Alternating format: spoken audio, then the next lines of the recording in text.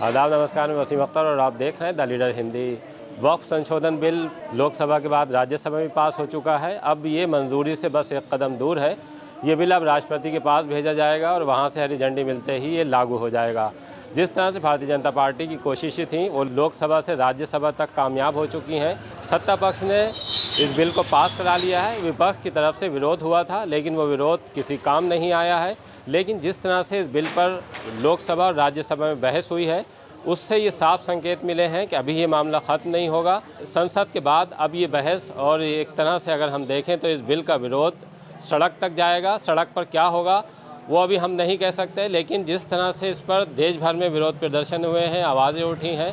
हम यूपी के ज़िला बरेली में हैं, यहाँ भी इस बिल को लेकर तमाम तरह की आवाज़ें सुनाई दी हैं। जुमे का दिन है और नमाज का वक्त है। नमाज से पहले एसपी सिटी की अगुवाई में गलियों में फ्लैग मार्च किया गया है, ये बताने के लिए त्यौहार हैं। और वक्फ संशोधन बिल का हालांकि नाम नहीं आया है, लेकिन पुलिस ने एक तरह से श्योर किया है तमाम पब्लिक को कि कड़े सुरक्षा बंदोबस्त हैं और किसी तरह की कोई भी गड़बड़ी किसी को नहीं करने दी जाएगी। आंदोलन किसी तरह का कोई बरेली में नहीं हुआ है, ना ही आंदोलन का ऐलान हुआ है। लेकिन अगर हम इसके विरोध की बात करें, मौलाना तौक़ीर रज़ा खां जो ऑल इंडिया इत्तेहाद मिल्लत काउंसिल के अध्यक्ष हैं, उनकी तरफ से तो अब आप ताकत के ज़ोम में जो चाहे कर सकते हैं, और आपको इस बात का एहसास है कि जो कमज़ोर है उसे और कमज़ोर किया जाए और उसे और ज़्यादा दबाया जाए। तो जो अन्याय हो रहा है इसका जितना विरोध किया जाना चाहिए उतना विरोध नहीं हुआ है। विरोध किया जाना चाहिए था, जो विरोध ठीक तरह से नहीं किया गया है।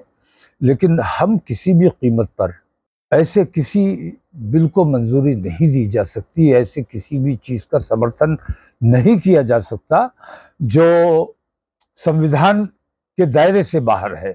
हमारे ऊपर ये इल्ज़ाम है कि वक्फ हमने नाजायज़ कब्जे करके वक्फ किए हैं। हमारे आबा व अजदाद ने, हमारे बुजुर्गों ने अपनी जायदादों को वक्फ किया है।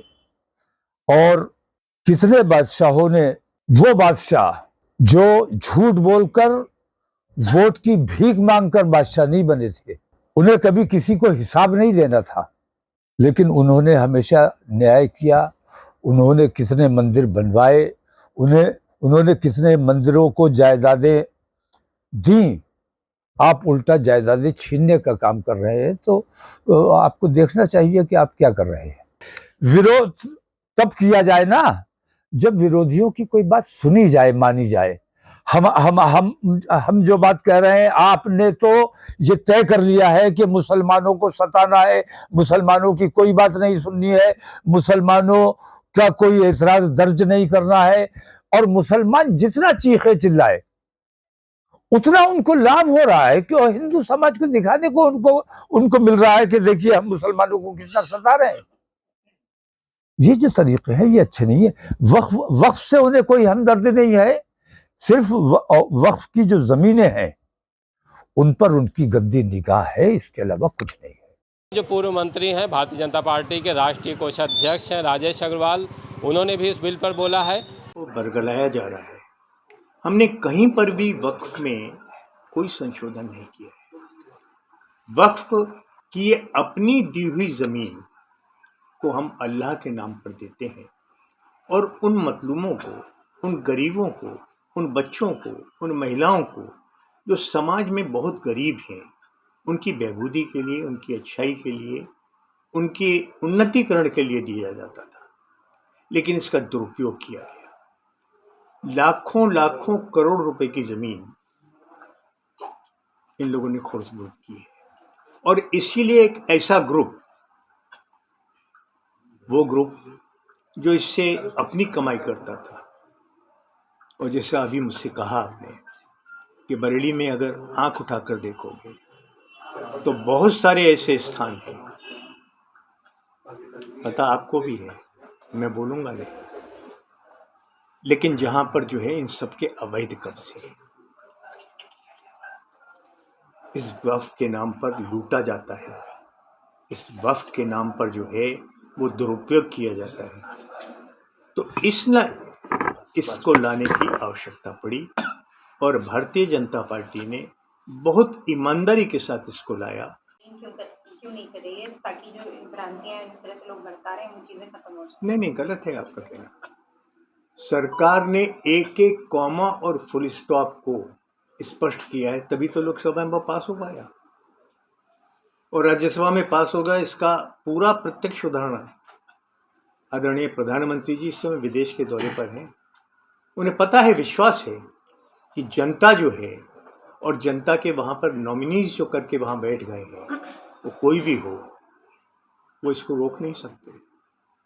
जनता जब निकलती है और उसकी सत्यता जो है जब सामने आती है तो किसी के रोके नहीं। तो जैसा कहा जा रहा है मदरसे खुलेंगे, स्कूल लाएं, उनका कल्याण होगा, ऐसा स्वाभाविक है भाई, योजना तो है।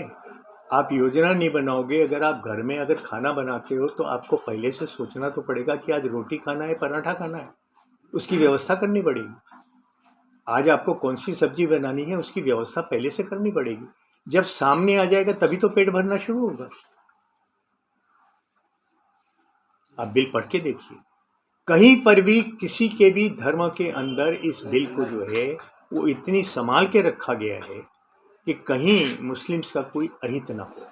हम सिर्फ चाहते हैं, भारतीय जनता पार्टी चाहती है, भारत के प्रधानमंत्री जी चाहते हैं, गृह मंत्री जी चाहते हैं कि निश्चित रूप से वो गरीब लोग, वो महिलाएं, वो बच्चे जो शिक्षा से छूते हैं, इसीलिए तो हमने मदरसों को छुआ, जो कमर्शियल बने हुए थे, जिनके अंदर जो है पैसा खाया जाता था, हजारों की संख्या में उनको रिजेक्ट करके जो है वो बच्चों के लिए आज कंप्यूटर की एजुकेशन, उनके लिए वो क्यों नहीं वैज्ञानिक बन सकते हैं, क्यों नहीं डॉक्टर बन सकते हैं, क्यों नहीं इंजीनियर बन सकते हैं, क्यों नहीं बड़े अच्छे प्रोफेसर बन सकते हैं।